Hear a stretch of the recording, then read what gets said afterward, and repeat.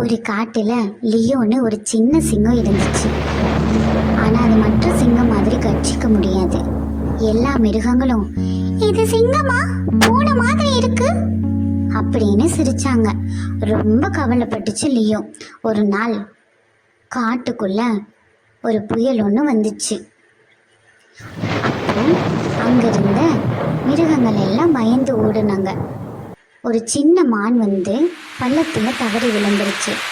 Leo மட்டும் தைரியமா ஓடி போனான். அதனால எவ்வளவு தூரம் சத்தம் போட முடியுமோ சத்தம் போட்டு மற்ற மிருகங்களை கூப்பிட அதோட சத்தம் கேட்டு யானை, குரங்கு எல்லாம் வந்து மானை காப்பாத்திட்டாங்க. அப்போ லியோவை பார்த்து சிங்கம் பெரிய குரல் வச்சிருக்கணும், இல்ல பெரிய மனசு இருந்தா போதும் அப்படின்னு சொன்னாங்க.